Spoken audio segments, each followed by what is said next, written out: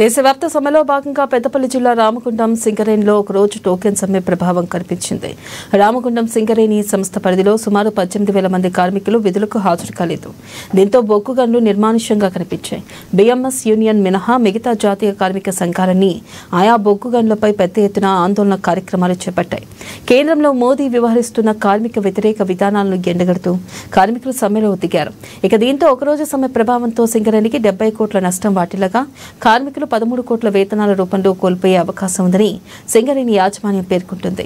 కార్మికులకు చట్టాలకు నష్టం వాటిల్లే చర్యలకు పాల్పడితే ఊరుకునేది లేదని కార్మిక నేతలు హెచ్చరిస్తున్నారు.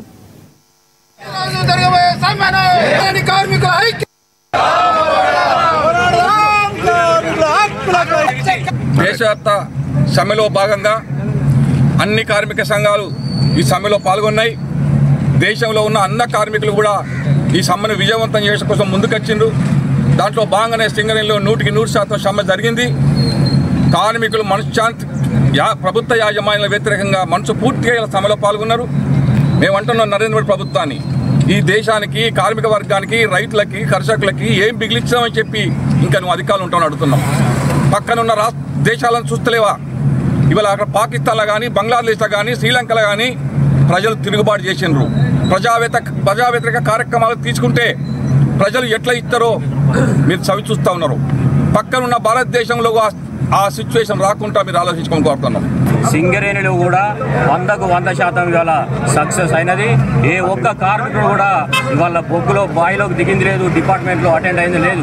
కాబట్టి సింగరేణి యాజమాన్యం కానీ ఈ ప్రభుత్వం కానీ దీన్ని మేల్కొని ఈ 44 నరేంద్ర మోడీ అమలు చేసిన 44 చట్టాలను రద్దు చేసి 4 కోట్లుగా ఎట్లా విభజించిండో వాటిని వెంటనే విరమించుకొని 44 చట్టాలనే అమలు చేయాలని దేశవ్యాప్త సమ్మె జరుగుతూ ఉన్నది. భారతదేశాన్ని ఇవాళ అమెరికాకు తన మోదీ అమిత్ షాల మిత్రులైనటువంటి గుజరాత్ షావుకారులకు ఆదాని అంబానీలకు ఈ దేశ సంపదని కార్మిక వర్గం అమ్మివేయడానికి కార్మిక వర్గాన్ని బానిసలుగా మార్చి వాళ్ళు కట్టుబానిసలు చేయడానికి చేస్తున్న కుట్రలను ఇవాళ కార్మిక వర్గం దేశవ్యాప్తంగా సమ్మెలోకి వెళ్ళడం ద్వారా ఇవాళ వాళ్ళ హక్కులను కాపాడుకోవడానికి నిలబడింది.